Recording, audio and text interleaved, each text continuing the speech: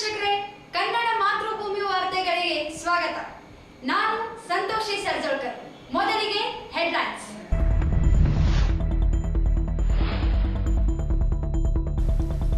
ಅಂಗನವಾಡಿ ಕಾರ್ಯಕರ್ತೆಯರು ಸಹಾಯಕಿಯರ ವಿವಿಧ ಬೇಡಿಕೆಗಳಿಗೆ 2 ದಿನ ಧರಣಿ ಪ್ರಾರಂಭ.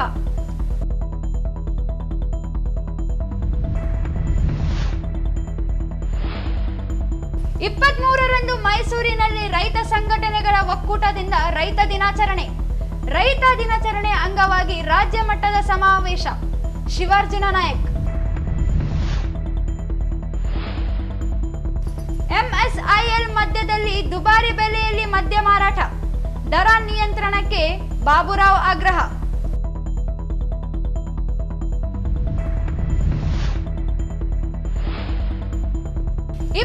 ವರ್ಷಕ್ಕೆ ಶಬರಿಮಲೆ ಪಾದಯಾತ್ರೆ. ಶ್ಯಾಮ ಸುಂದರ್ ಲಂಗೋಟೆ ನೇತೃತ್ವದಲ್ಲಿ 40 ಜನ ಮಾಲಾಧಾರಿಗಳು ಶಬರಿಮಲೆಗೆ.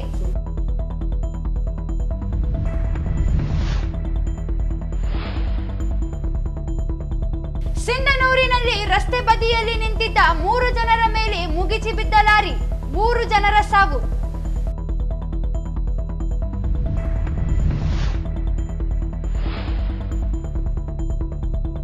ಮತ್ತು ಜುಮಗೇರದಲ್ಲಿ ಸೊಸೆ ಮೇಲೆ ಅತ್ಯಾಚಾರಕ್ಕೆ ಯತ್ನಿಸಿದ್ದ ಮಾವನ ಬಂಧನ.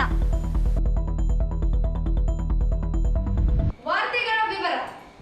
ಬಾಕಿ ಬಾಡಿಗೆ ಸೇರಿದಂತೆ ವಿವಿಧ ಬೇಡಿಕೆ ಈಡೇರಿಕೆಗೆ ಒತ್ತಾಯಿಸಿ ಇಂದಿನಿಂದ 2 ದಿನಗಳ ಚಳಿಗಾಲದ ಅಧಿವೇಶನ ಬೆಳಗಾವಿಯಲ್ಲಿ ನಡೆಯುತ್ತಿದ್ದು, ಹೋರಾಟದ ನಿಮಿತ್ತ ಜಿಲ್ಲಾ ಕೇಂದ್ರದಲ್ಲಿ ಕರ್ನಾಟಕ ರಾಜ್ಯ ಅಂಗನವಾಡಿ ನೌಕರರ ಸಂಘದ ಜಿಲ್ಲಾ ಸಮಿತಿ ಸಿಐಟಿಯು ನೇತೃತ್ವದಲ್ಲಿ ಅಹೋರಾತ್ರಿ ಪ್ರತಿಭಟನೆ ನಡೆಸಲಾಯಿತು. ಗುಜರಾತ್ ಹೈಕೋರ್ಟ್ ತೀರ್ಪಿನಂತೆ ಕಾರ್ಯಕರ್ತೆ ಸಹಾಯಕಿಯರನ್ನು ವರ್ಗ 3 ಮತ್ತು 4 ಎಂದು ಪರಿಗಣಿಸಿ ಖಾಯಂ ಮಾಡಬೇಕು.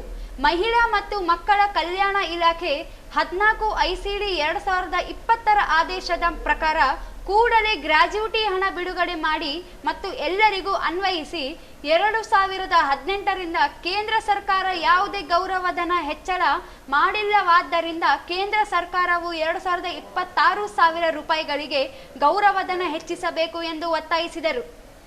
2023ರ ವಿಧಾನಸಭಾ ಚುನಾವಣೆಯ ಸಂದರ್ಭದಲ್ಲಿ ಘೋಷಣೆ ಮಾಡಿದ 50,000 ರೂಪಾಯಿಗಳಿಗೆ ಗೌರವಧನ ಹೆಚ್ಚಿಸಬೇಕು. ನಿವೃತ್ತಿಯಾದವರಿಗೆ ಇಡಿಗಂಟು ಅಥವಾ OPS ಹಣವನ್ನು ಹಾಗೂ ₹10,000 ಮಾಸಿಕ ಪಿಂಚಣಿಯನ್ನು ನೀಡಬೇಕು. ಶಿಕ್ಷಣ ಇಲಾಖೆ ಮತ್ತು ADMCಗಳಿಂದ ಪ್ರಾರಂಭ ಮಾಡಿರುವ LKG, UKG ನಿಲ್ಲಿಸಿ ಎಲ್ಲ ಅಂಗನವಾಡಿ ಕೇಂದ್ರಗಳನ್ನು ಮೇಲ್ದರ್ಜೆಗೇರಿಸಿ ಅಂಗನವಾಡಿ ಕೇಂದ್ರಗಳಲ್ಲಿಯೇ LKG, UKG ಪ್ರಾರಂಭಿಸಬೇಕು. ICDS ಯೋಜನೆಗೆ ಪ್ರತ್ಯೇಕ ನಿರ್ದೇಶನಾಲಯ ಬೇಕು. ನಗರಸಭೆ, ನಗರ ಪಾಲಿಕೆ, ಮಹಾನಗರ ಪಾಲಿಕೆ, ವಿಧಾನಸಭಾ, ಲೋಕಸಭಾ ಚುನಾವಣೆಗಳು ಅಲ್ಲದೆ ಉಪ ಚುನಾವಣೆಗಳಲ್ಲಿ ಮತದಾರರನ್ನು ಗುರುತಿಸುವುದು, ಅನರ್ಹಗೊಳಿಸುವುದು, ಚುನಾವಣಾ ಸಂದರ್ಭದಲ್ಲಿ ಚೀಟಿ ಹಂಚುವುದು, ಬೂತ್ಗಳಲ್ಲಿ ಕೆಲಸ ಮಾಡುವುದು ಮುಂತಾದ ಕೆಲಸಗಳಿಂದ ಅಂಗನವಾಡಿ ಕೇಂದ್ರದ ದಿನನಿತ್ಯದ ಕೆಲಸಗಳಲ್ಲಿ ಅಂಗನವಾಡಿ ನೌಕರರು ತೊಂದರೆ ಅನುಭವಿಸುತ್ತಿದ್ದಾರೆ. ಆದ್ದರಿಂದ ಅವರನ್ನು ಚುನಾವಣಾ ಕೆಲಸಗಳಿಂದ ಮುಕ್ತಿಗೊಳಿಸಬೇಕು ಎಂದು ಮನವಿ ಮಾಡಿದರು. ಇಲಾಖೆ ಸಚಿವರು ಒಪ್ಪಿಕೊಂಡಂತೆ ಸಾಮೂಹಿಕ ಆರೋಗ್ಯ ವಿಮೆಯನ್ನು ಕೂಡಲೇ ಜಾರಿಗೊಳಿಸಬೇಕು. ಅಂಗನವಾಡಿ ಕೇಂದ್ರಗಳಿಗೆ ಕೊಡುವ ಪೂರಕ ಪೌಷ್ಟಿಕ ಆಹಾರಕ್ಕೆ GST ಹಾಕಬಾರದು. ಘಟಕ ವೆಚ್ಚ ಹೆಚ್ಚಳ ಮಾಡಿ ಹಿಂದಿನಂತೆ ಜಿಲ್ಲಾಧಿಕಾರಿಗಳ ಅಧ್ಯಕ್ಷತೆಯಲ್ಲಿ ಮೆನು ಅಂತಿಮಗೊಳ್ಳುವ ವ್ಯವಸ್ಥೆ ಜಾರಿಯಾಗಬೇಕು. ಅಂಗನವಾಡಿ ಕೇಂದ್ರಗಳಲ್ಲಿ ಮೂಲಭೂತ ಸೌಕರ್ಯಗಳನ್ನು ನೀಡಬೇಕು. ಖಾಲಿ ಹುದ್ದೆಗಳಿಗೆ 3 ತಿಂಗಳೊಳಗೆ ನೇಮಕಾತಿಯಾಗಬೇಕು. ಇಲ್ಲದಿದ್ದರೆ ಅಧಿಕಾವಾದಿ ವೇತನ ಹೆಚ್ಚಿನ ಹಣ ಕೊಡಬೇಕೆಂದು ಆಗ್ರಹಿಸಿದರು. ಸಹಾಯಕಿಯರು ಇಲ್ಲದ ಅಂಗನವಾಡಿ ಕೇಂದ್ರಗಳಲ್ಲಿ ಮನೆ ಕೆಲಸ ಕೊಡಬೇಕು. ಇಲ್ಲದಿದ್ದರೆ ತಾತ್ಕಾಲಿಕ ಸಹಾಯಕಿಯನ್ನು ನೇಮಕಾತಿ ಮಾಡಿಕೊಳ್ಳುವ ಅಧಿಕಾರ ಕಾರ್ಯಕರ್ತೆಗೆ ಕೊಡಬೇಕು. ಖಾಲಿ ಇರುವ ಮತ್ತು ಹೊಸ ಕೇಂದ್ರಗಳಿಗೆ ಸರ್ಕಾರಿ ಆದೇಶದಂತೆ ಮಂಬಳತಿ ವರ್ಗಾವಣೆಗಳನ್ನು ನೀಡಿ ನಂತರ ಹೊಸ ಆಯ್ಕೆ ಮಾಡಬೇಕು. ರಾಜಕೀಯ ಒತ್ತಡಕ್ಕೆ ಮಣಿದು ಅವಕಾಶಗಳಿಂದ ವಂಚಿಸಬಾರದು. ಮಿನಿ ಅಂಗನವಾಡಿ ಕೇಂದ್ರಗಳನ್ನು ಪೂರ್ಣ ಕೇಂದ್ರಗಳನ್ನಾಗಿ ಪರಿವರ್ತಿಸುವ ತನಕ ಸಹಾಯಕಿಯನ್ನು ಕೊಡಬೇಕು ಮತ್ತು ಪೂರ್ಣ ಕಾರ್ಯಕರ್ತೆಗೆ ಕೊಡುವಷ್ಟು ಗೌರವಧನ ಹೆಚ್ಚಿಸಬೇಕು.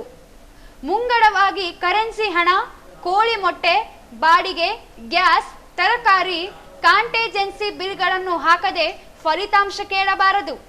ಅಂಗನವಾಡಿ ಕೇಂದ್ರದ ಚಟುವಟಿಕೆಗಳನ್ನು ಮೊಬೈಲ್ನಲ್ಲಿ ದಾಖಲೆ ನಿರ್ವಹಣೆ ಮಾಡಿದರೆ ಪುಸ್ತಕದಲ್ಲಿ ಬರೆಯುವುದನ್ನು ನಿಲ್ಲಿಸಬೇಕು. ಘೋಷಣೆ ಟ್ರಾಕ್ಟರ್ನಲ್ಲಿ ಫೇಸ್ ವ್ಯಾಲ್ಯೂ ಹಾಕಬೇಕಾದರೆ ತಾಂತ್ರಿಕ ಮತ್ತು ಪ್ರಾಯೋಗಿಕ ಸಮಸ್ಯೆಗಳನ್ನು ಬಗೆಹರಿಸಬೇಕು ಎಂದು ಒತ್ತಾಯಿಸಿದರು. ಜಿಲ್ಲೆಯಲ್ಲಿ ಜುಲೈ ತಿಂಗಳಿನಿಂದ ಡಿಸೆಂಬರ್ 2024ರವರೆಗೆ ಬಾಕಿ ಇರುವ ಅಂಗನವಾಡಿ ಕೇಂದ್ರಗಳ ಬಾಡಿಗೆ ಹಣ ಕೂಡಲೇ ಬಿಡುಗಡೆ ಮಾಡಬೇಕು. ರಾಜ್ಯ ಸರ್ಕಾರದ 5 ಗ್ಯಾರಂಟಿ ಯೋಜನೆಗಳ ಫಲಾನುಭವಿಗಳ ಸರ್ವೆ ಮತ್ತು HNS ಸರ್ವೆ ಮಾಡಿದ ಹಣವನ್ನು ಬಿಡುಗಡೆ ಮಾಡಬೇಕು.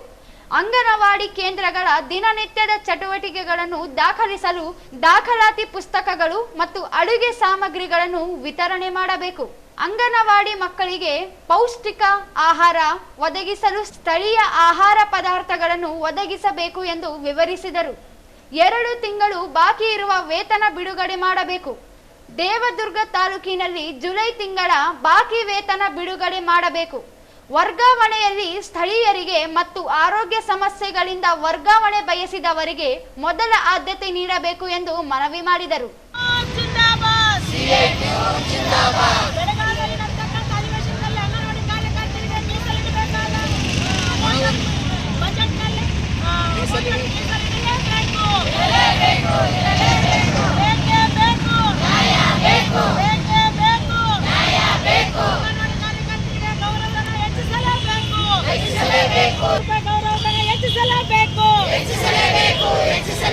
ಅಂಗನವಾಡಿ ಕಾರ್ಯಕರ್ತರನ್ನು ಕಾಯಂಗೊಳಿಸಲೇಬೇಕು. ಅಂಗನವಾಡಿ ಕಾರ್ಯಕರ್ತರನ್ನು ಕಾಯಂಗೊಳಿಸಲೇಬೇಕು. ಗ್ಯಾರಂಟಿ 15,000 ರೂಪಾಯಿ ಕೊಡ್ತು ಅಂತ ಭರವಸೆ ಕೊಟ್ಟಿದ್ದು ಧಿಕ್ಕಾರ. ಬೇಕೇ ಬೇಕು. ಬೇಕೇ ಬೇಕು. ಅಂಗನವಾಡಿ ಕಾರ್ಯಕರ್ತರಿಗೆ ರಾಜ್ಯ ಹಣವನ್ನು ತೆಗೆದಿಡಲೇಬೇಕು. ಬೇಕೇ ಬೇಕು. 5 ತಿಂಗಳಿಂದ ಅಂಗನವಾಡಿ ಕೇಂದ್ರ ಬಾಡಿಗೆ ಕೊಡದೇ ಇರ್ತಕ್ಕಂಥ ಸರ್ಕಾರಕ್ಕೆ ಹೇಳು ಧಿಕ್ಕಾರ. ಅಂಗನವಾಡಿ ಕೇಂದ್ರಗಳಿಗೆ 5 ತಿಂಗಳಿಂದ ಬಾಕಿ ಇರುವ ಬಾಡಿಗೆ ಹಣವನ್ನು ಕೊಡಲೇಬೇಕು. ಆಯಾ ಜಿಲ್ಲೆಗಳಿಗೆ ಅನ್ವಯಿಸತಕ್ಕಂಥ ಆಹಾರವನ್ನು ಕೊಡಲೇಬೇಕು.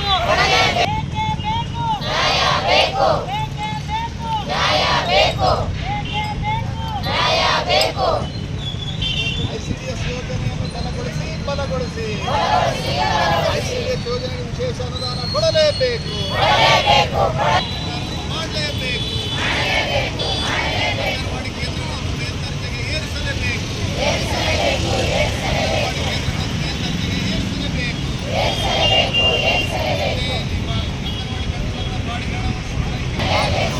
ಈ ಸಂದರ್ಭದಲ್ಲಿ ಜಿಲ್ಲಾಧ್ಯಕ್ಷೆ H. ಪದ್ಮಾ, ಕಾರ್ಯದರ್ಶಿ ರಂಗಮ್ಮ ಅನ್ವರ್, ವರಲಕ್ಷ್ಮಿ, ಗೋಕುರಮ್ಮ, ರಮಾದೇವಿ, ಸರಸ್ವತಿ, ಮಹೇಶ್ವರಿ, ಸುಜಾತ, ರೂಪ, ಲಕ್ಷ್ಮಿ ಸೇರಿದಂತೆ ಅನೇಕರು ಇದ್ದರು.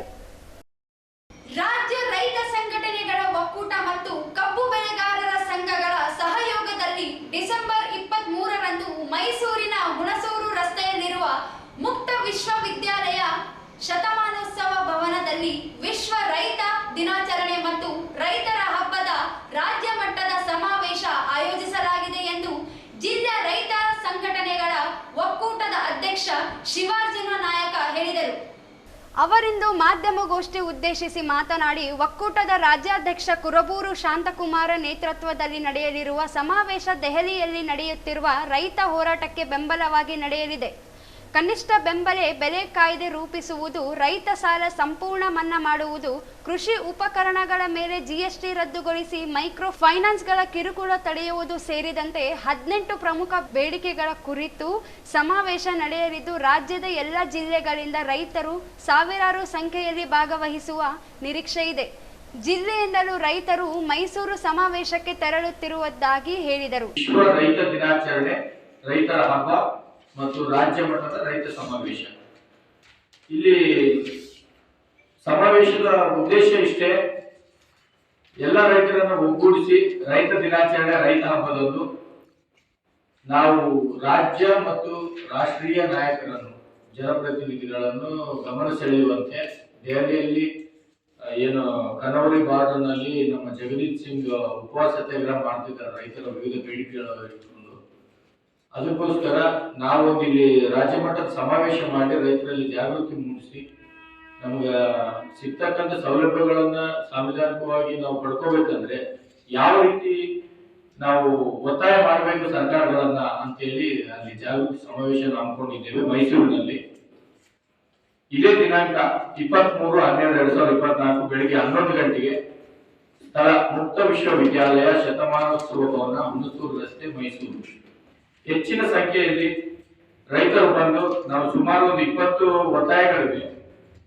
ಈ ಒತ್ತಾಯಗಳ ಬಗ್ಗೆ ರೈತರ ಹಬ್ಬದ ದಿನ ಕೇಂದ್ರ ಹಾಗೂ ರಾಜ್ಯ ಸರ್ಕಾರಗಳ ಗಮನ ಸೆಳೆಯಲು ನಿರ್ಣಯ ಕೈಗೊಳ್ಳಲಾಗುತ್ತದೆ. ರೈತರು ಸ್ವಾಭಿಮಾನಿಗಳಾಗಿ ಸ್ವಯಂ ಪ್ರೇರಿತರಾಗಿ ರೈತರ ಹಬ್ಬ ಆಚರಿಸಲು ಮೈಸೂರಿಗೆ ಬನ್ನಿ. ರೈತರ ಕೂಗು ಸರ್ಕಾರಕ್ಕೆ ಮುಟ್ಟಿಸೋಣ. ಸುಮಾರು ಎಲ್ಲ ರಾಜ್ಯದಾದ್ಯಂತ ಜಿಲ್ಲೆಯಿಂದನೂ ರೈತರು ಸಮಾವೇಶ ನಾವು ಒಂದು 20-25 ಜನ ಅನ್ಕೊಂಡು ನಮ್ಮ ರಾಯಚೂರು ಜಿಲ್ಲೆಯಿಂದ 20-25 ಯಾದಗಿರಿ 50 ಅಂದಾಜು ಇನ್ನು ಜಾಸ್ತಿ ಆಗ್ಬೋದು ಸಮಾವೇಶ ಇಟ್ಕೊಂಡು. ಅದೇ ರೀತಿ ನಮ್ಮ ದೆಹಲಿಯಲ್ಲಿ ಇದು ನಡೆದಲ್ಲ ಸರ್, ಈಗ ಮೊನ್ನೆ ಗೋಲಿಬಾರ್ ಮಾಡಿ ಎಲ್ಲ ಇದು ಮಾಡಿದ್ರಲ್ಲ ರೈತರ ಮೇಲೆ ಅಸ್ತ್ರ ಪ್ರಯೋಗ ಮಾಡಿದ್ರು. ಅದ್ರ ಬಗ್ಗೆ ಇದು ಮಾಡಿ ನಾವು ಇಲ್ಲಿಂದ ದೆಹಲಿವರೆಗೂ ಹೋರಾಟಕ್ಕೆ ಹೋಗ್ಬೇಕಂತ ಅನ್ಕೊಂಡ್ವಿ. ಅದನ್ನ ಅಲ್ಲಿ ವ್ಯಕ್ತಪಡಿಸೋಣ. ಈ ಸಂದರ್ಭದಲ್ಲಿ ಜಿಲ್ಲಾ ಉಪಾಧ್ಯಕ್ಷ ಸತ್ಯರೆಡ್ಡಿ, ಭೀಮರಾಜ್ ಹೊಸಮನಿ, ಬಸವರಾಜ್, ಸಂಗಮೇಶ್ ನಾಯಕ್, ಹನುಮೇಶ್ ನಾಯಕ್ ಉಪಸ್ಥಿತರಿದ್ದರು. ಜಿಲ್ಲೆಯಲ್ಲಿ ಎಸ್ಎಂಐಎಲ್ ಮದ್ಯ ಮಾರಾಟ ಮಳಿಗೆಯಲ್ಲಿ ಹೆಚ್ಚುವರಿ ದರಗಳಿಗೆ ಮದ್ಯ ಮಾರಾಟ ಹಾಗೂ ಬಾರ್ಗಳಲ್ಲಿ ಮನಬಂದಂತೆ ದರ ವಿಧಿಸಲಾಗುತ್ತಿದ್ದು ನಿಯಂತ್ರಿಸುವಲ್ಲಿ ಅಬಕಾರಿ ಇಲಾಖೆ ವಿಫಲವಾಗಿದೆ ಎಂದು ಸಂಘಟಕ ಬಾಬುರಾವ್ ಆರೋಪಿಸಿದರು. ಅವರಿಂದು ಮಾಧ್ಯಮಗೋಷ್ಠಿ ಉದ್ದೇಶಿಸಿ ಮಾತನಾಡಿ, ಎಂಎಸ್ಐಎಲ್ ಮದ್ಯ ಮಾರಾಟ ಮಳಿಗೆಗಳಲ್ಲಿ ಒಂದೊಂದರಲ್ಲಿ ಒಂದೊಂದು ದರದಲ್ಲಿ ಮಾರಾಟ ನಡೆಯುತ್ತಿದೆ. ದರ ಪಟ್ಟಿ ಇಲ್ಲದೆ ಇರುವುದರಿಂದ ಹೇಳಿದ ದರಕ್ಕೆ ಮದ್ಯ ಖರೀದಿಸುವಂತಾಗಿದೆ. ಸರ್ಕಾರಿ ಮಳಿಗೆಗಳಲ್ಲಿಯೇ ದುಬಾರಿ ದರ ಮಾರಾಟ ನಡೆಯುತ್ತಿದೆ. ಇನ್ನು ಖಾಸಗಿ ಬಾರ್, ರೆಸ್ಟೋರೆಂಟ್ಗಳಲ್ಲಿ ದುಬಾರಿ ದರದಲ್ಲಿ ಮಾರಾಟ ನಡೆಯುತ್ತಿದೆ. ಜಿಎಸ್ಟಿ ಸೇರಿದಂತೆ ಯಾವುದೇ ಕಾರಣವಿಲ್ಲದೆ ಜಿಲ್ಲೆಯಲ್ಲಿ ಮಾರಾಟ ನಡೆಯುತ್ತಿದೆ. ಅಬಕಾರಿ ಇಲಾಖೆ ನಿಯಂತ್ರಣ ಮಾಡದೇ ಇರುವುದರಿಂದ ಬಾರ್ಗಳಲ್ಲಿ ದುಬಾರಿ ಮಾರಾಟ ನಡೆಯುತ್ತಿದೆ. ಬಡವರು, ಕೂಲಿ ಕಾರ್ಮಿಕರು ಕುಡಿತ ಚಟಕ್ಕೆ ಬಲೆಯಾಗುತ್ತಿದ್ದು ದುಬಾರಿ ಹೊರೆಯನ್ನು ಹೊರುವಂತಾಗಿದೆ. ಕೂಡಲೇ ಅಬಕಾರಿ ಇಲಾಖೆ ದುಬಾರಿ ಮಾರಾಟಕ್ಕೆ ಕಡಿವಾಣ ಹಾಕಬೇಕೆಂದರು. ಕಾನೂನು ಅನುಭವಿಸಿರೋದು ಸ್ವಲ್ಪ ತಪ್ಪು ಕಾಣ್ತಾ ಇದೆ. ಯಾಕಂತ ಹೇಳಿದ್ರೆ ಯಾವ ವಯಸ್ಸಿನಿಂದ ಯಾವ ವಯಸ್ಸಿನವರೆಗೂ ಯಾವ ವಯಸ್ಸಿನಿಂದ ಕುಡಿಬೇಕನ್ನೋದು ಕಟ್ಟುನಿಟ್ಟಾಗಿ ಪಾರದರ್ಶಕವಾಗಿ ಗೊತ್ತಿಲ್ಲ. ಜನ ಸಣ್ಣ ಸಣ್ಣ ಹುಡುಗರು ಕುಡ್ತಾ ಇದ್ದಾರೆ. 25 ವರ್ಷ ವಯಸ್ಸಿನ ಹುಡುಗರು ಕುಡ್ತಾ ಇದ್ದಾರೆ. 35 ವರ್ಷಗಳಿಗೆ ಸಾಕ್ತಾ ಇದ್ದಾರೆ. ಆದ್ರೆ ಅಂತ ಸತ್ವದ ಹೆಂಡತಿಗೆ ಪರಿಹಾರ ಕೊಡೋದು ಯಾರು? ಅವ್ರ ಮಕ್ಕಳಿಗೆ ಒಬ್ಬ ಜೀವನ ಹೆಂಗೆ? ಮತ್ತೆ ಇನ್ನೊಂದು, ಈ ಸರ್ಕಾರ ಎಂಎಸ್ಎಲ್ ಕಡೆಯಿಂದ ಮಾರಾಟ ಮಾಡ್ತಾ ಇದೆ. ಒಂದೊಂದು ಕಡೆಯಿಂದ ಒಂದೊಂದು ರೇಟ್ ಕೊಡ್ತಾ ಇದ್ದಾರೆ. ಒಂದು ನೋಟಿಸ್ ಬೋರ್ಡ್ನಲ್ಲಿ ಯಾವುದೇ ಎಂಎಸ್ಎಲ್ ಬಿಟ್ಟು ಮತ್ತೆ ಅಬಕಾರಿ ಗುತ್ತಿಗೆ ತೆಗೆದುಕೊಂಡಿರುವಂತಹ ಮದ್ಯಪಾನ ಮಾರಾಟ ಕೇಂದ್ರದ ಒಂದು ಅಂಗಡಿಗಳಲ್ಲಿ ನೋಟಿಸ್ ಬೋರ್ಡ್ ಅದು ಪೇಪರ್ನಲ್ಲ, ಪ್ರಿಂಟಿನಲ್ಲಿ ಬರ್ಸಬೇಕು. ಸೀಟ್ ಲಿಕ್ಕರ್ ಇಟ್ಕೊಂಡು ಬೇರೆ ತನಕ ಆ ಬೋರ್ಡ್ ನಲ್ಲಿ ದರ ಯಾವ ರೇಟ್ ಇಷ್ಟ ಅಂತ ಬರಬೇಕು. ಸಣ್ಣ ಸಣ್ಣ ಬಡವರು, ಕೂಲಿ ಕಾರ್ಮಿಕರು ಕುಡಿದು ಹೆಚ್ಚಿನ ರೀತಿಯಲ್ಲಿ ಕೂಲಿ ಕಾರ್ಮಿಕರಿಗೆ ಕುರುವಂಥವರು 90 ಕುಡಿದು ಮನೆಗೆ ಹೋಗ್ಲಾರ್ದೆ 8 ಮಕ್ಕಳು ಸಾಕ್ತಾ ಇದ್ದಾರೆ. 500 ರೂಪಾಯಿದಲ್ಲಿ 600 ರೂಪಾಯಿ ಕೊಟ್ಟರೆ 2 ರೂಪಾಯಿ 200 ಕೊಟ್ಟು 400 ರೂಪಾಯಿ ಕುಡಿದು ರೋಡಲ್ಲಿ ಅದನ್ನು ಹೋಗಿ ನಾವು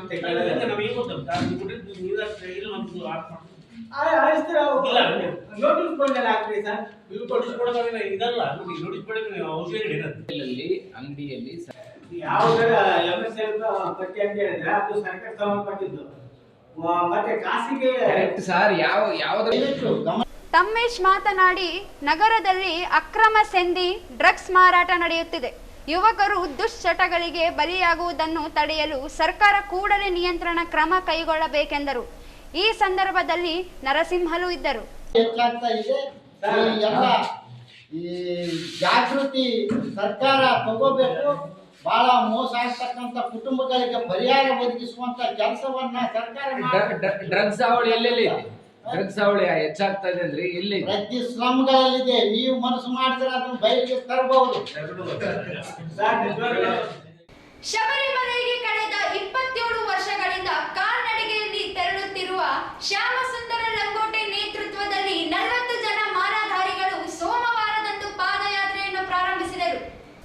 30 ದಿನಗಳ ಕಾಲ 1000 ಕಿಲೋಮೀಟರ್ಗೂ ಅಧಿಕವಾಗಿ ಪಾದಯಾತ್ರೆ ಮೂಲಕ ಶಬರಿಮಲೆಗೆ ತೆರಳುವ ಮಾಲಾಧಾರಿಗಳು ರಾಯಚೂರಿನಿಂದ ಆದೋನಿ ಮಾರ್ಗವಾಗಿ ಪೆಟ್ಟಿಕೊಂಡ, ಗುತ್ತಿ, ಅನಂತಪುರ, ಪೆನಕೊಂಡ, ಚಿಕ್ಕಬಳ್ಳಾಪುರ, ದೇವನಹಳ್ಳಿ ಮೂಲಕ ತಮಿಳುನಾಡು ಸರ್ಜಾಪುರ, ಹೊಸೂರು ಮಾರ್ಗವಾಗಿ ಕೇರಳದ ಮೂಲಕ ಶಬರಿಮಲೆಗೆ ತೆರಳಲಿದ್ದಾರೆ. ಗುರುಸ್ವಾಮಿ ಶ್ಯಾಮಸುಂದರ ಲಂಗೋಟೆ ಮಾತನಾಡಿ, ಕಳೆದ 26 ವರ್ಷಗಳಿಂದ 4-5 ಜನರು ಮಾತ್ರ ಕಾಲ್ನಡಿಗೆಯಿಂದ ಶಬರಿಮಲೆಗೆ ಮಾಲೆ ಧರಿಸಿ ತೆರಳುತ್ತಿದ್ದು, ಈ ಬಾರಿ 40 ಜನ ಯುವಕರು ಪಾದಯಾತ್ರೆಗೆ ಆಗಮಿಸಿದ್ದಾರೆ. ಇಷ್ಟಾರ್ಥಗಳನ್ನು ಶ್ರೀ ಅಯ್ಯಪ್ಪ ಸ್ವಾಮಿ ಈಡೇರಿಸುತ್ತಿರುವುದರಿಂದ ಯುವಕರಲ್ಲಿ ನಂಬಿಕೆ ಮೂಡಿದೆ. ವರ್ಷದಿಂದ ವರ್ಷಕ್ಕೆ ಪಾದಯಾತ್ರೆಗಳ ಸಂಖ್ಯೆ ಹೆಚ್ಚಳವಾಗುತ್ತಿದೆ ಎಂದರು.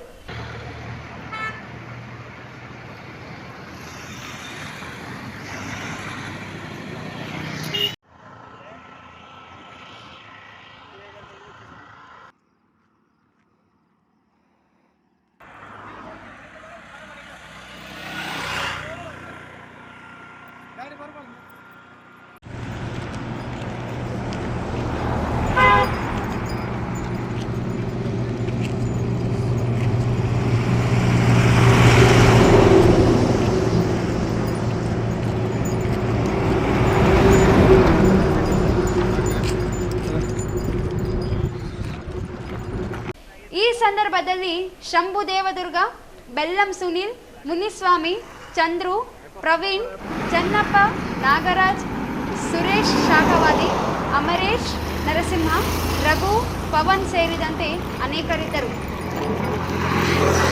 ಅತಿ ವೇಗದಿಂದ ಬಂದ ಲಾರಿ ಪಲ್ಟಿಯಾಗಿ ರಸ್ತೆ ಬದಿ ನಿಂತಿದ್ದ 3 ವ್ಯಕ್ತಿಗಳ ಮೇಲೆ ಲಾರಿ ಉರುಳಿದ್ದು ಸ್ಥಳದಲ್ಲೇ 3 ಸಾವನ್ನಪ್ಪಿರುವ ಘಟನೆ ಸೋಮವಾರ ರಾತ್ರಿ 11 ಗಂಟೆ ಸುಮಾರಿಗೆ ಸಿಂಧನೂರು ನಗರದ PWD ಕ್ಯಾಂಪ್ನ ಡಾಲರ್ಸ್ ಕಾಲೋನಿ ಬಳಿ ನಡೆದಿದೆ. ನೀರಾವರಿ ಇಲಾಖೆ ಜವಳಗೇರ ಉಪವಿಭಾಗದ ಕಿರಿಯ ಇಂಜಿನಿಯರ್ಗಳಾದ ಶಿವರಾಜ್ ರಾಂಪುರ್ ವಯಸ್ಸು 28, ಮಲ್ಲಿಕಾರ್ಜುನ ಸರ್ಜಾಪುರ ವಯಸ್ಸು 29 ಹಾಗೂ ಗುತ್ತಿಗೆ ಆಧಾರದಲ್ಲಿ ಕೆಲಸ ನಿರ್ವಹಿಸುತ್ತಿದ್ದ computer operator Mehboob PWD camp ವಯಸ್ಸು 30 ಮೃತ ದುರ್ದೈವಿಗಳು. ಜವಳಗೇರದಲ್ಲಿ ಕಚೇರಿ ಕೆಲಸ ಮುಗಿಸಿಕೊಂಡು ಸಿಂಧನೂರಿಗೆ ಬಂದು PWD ಕ್ಯಾಂಪಿನ ಡಾಲರ್ಸ್ ಕಾಲೋನಿಗೆ ತೆರಳುವ ಮುಖ್ಯ ರಸ್ತೆಯ ಬಳಿ ಬೈಕ್ನಲ್ಲಿ 3 ಮಾತನಾಡುತ್ತಾ ನಿಂತಿದ್ದಾರೆ. ಭತ್ತದ ಒಟ್ಟಿನ ಚೀಲವನ್ನು ತುಂಬಿಕೊಂಡು ಹಿಂದೆ ಇದ್ದ ಅತಿ ವೇಗದಿಂದ ಬಂದ ಲಾರಿ ಪಲ್ಟಿಯಾಗಿ 3 ಮೇಲೆ ಉರುಳಿದ್ದು ಒಟ್ಟಿನ ಚೀಲಗಳ ಮಧ್ಯೆ ಸಿಲುಕಿ 3 ಕೊನೆಯುಸಿರೆಳೆದಿದ್ದಾರೆ. 2 ಬೈಕ್ಗಳು ಸಹ ನಜ್ಜುಗುಜ್ಜಾಗಿವೆ. ಲಾರಿ ಚಾಲಕ ಮದ್ಯಪಾನ ಮಾಡಿ ಅತಿ ವೇಗದಿಂದ ವಾಹನ ಚಲಾಯಿಸಿದ್ದೇ ಘಟನೆಗೆ ಕಾರಣ ಎಂದು ಹೇಳಲಾಗುತ್ತಿದೆ. ಒಟ್ಟಿನ ಚೀಲದಲ್ಲಿ ಸಿಲುಕಿಕೊಂಡಿದ್ದ ಮೃತದೇಹಗಳನ್ನು JCB ವಾಹನದ ಸಹಾಯದಿಂದ ಹೊರತೆಗೆದು ಮರಣೋತ್ತರ ಪರೀಕ್ಷೆಗೆ ನಗರದ ಸಾರ್ವಜನಿಕ ಆಸ್ಪತ್ರೆಗೆ ಕಳುಹಿಸಲಾಯಿತು. ವಿಷಯ ತಿಳಿದು ಘಟನಾ ಸ್ಥಳಕ್ಕೆ ನಗರ ಸಂಚಾರಿ ಠಾಣೆಯ ಸಬ್ ಇನ್ಸ್ಪೆಕ್ಟರ್ ವೆಂಕಟೇಶ್ ಭೇಟಿ ನೀಡಿ ಪ್ರಕರಣ ದಾಖಲಿಸಿಕೊಂಡು ತನಿಖೆ ಕೈಗೊಂಡಿದ್ದಾರೆ. ಅತ್ಯಾಚಾರಕ್ಕೆ ವಿರೋಧಿಸಿದ್ದ ಸೊಸೆಯನ್ನೇ ಕೊಂದಿದ್ದ ಮಾವ ರಾಮಲಿಂಗಯ್ಯ ಪರಾರಿಯಾಗಿದ್ದ. ಇದೀಗ ಪೊಲೀಸರು ಆರೋಪಿಯನ್ನು ಬಂಧಿಸಿದ್ದಾರೆ. ತಾಲೂಕಿನ ಜುಮಲಗೇರ ಗ್ರಾಮದಲ್ಲಿ ರಾಮಲಿಂಗಯ್ಯ ತಮ್ಮ ಸೊಸೆ ದುಳ್ಳಮ್ಮ ಮೇಲೆ ಅತ್ಯಾಚಾರಕ್ಕೆ ಯತ್ನಿಸಿದ್ದು, ನಿರಾಕರಿಸಿದ್ದಕ್ಕೆ ಆಕೆಯನ್ನು ಬರ್ಬರವಾಗಿ ಹತ್ಯೆಗೈದು ಪರಾರಿಯಾಗಿದ್ದ.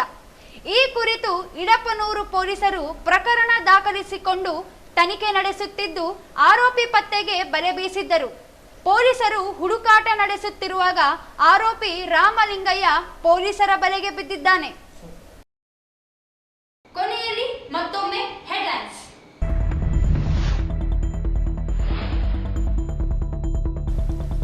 ಅಂಗನವಾಡಿ ಕಾರ್ಯಕರ್ತೆಯರು ಸಹಾಯಕಿಯರ ವಿವಿಧ ಬೇಡಿಕೆಗಳಿಗೆ 2 ದಿನ ಧರಣಿ ಪ್ರಾರಂಭ.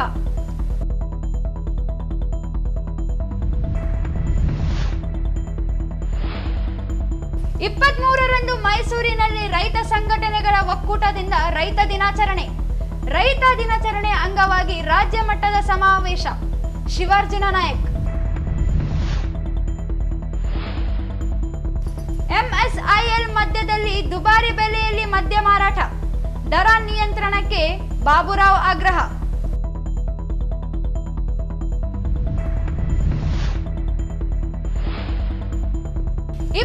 ವರ್ಷಕ್ಕೆ ಶಬರಿಮಲೆ ಪಾದಯಾತ್ರೆ. ಶ್ಯಾಮ ಸುಂದರ್ ಲಂಗೋಟೆ ನೇತೃತ್ವದಲ್ಲಿ 40 ಜನ ಮಾಲಾಧಾರಿಗಳು ಶಬರಿಮಲೆಗೆ.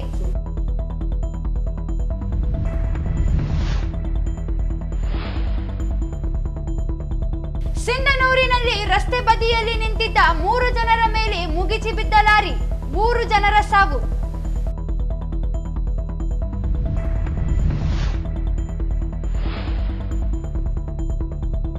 ಮತ್ತು ಜುಮಗೇರದಲ್ಲಿ ಸೊಸೆ ಮೇಲೆ ಅತ್ಯಾಚಾರಕ್ಕೆ ಯತ್ನಿಸಿದ್ದ ಮಾವನ ಬಂಧನ.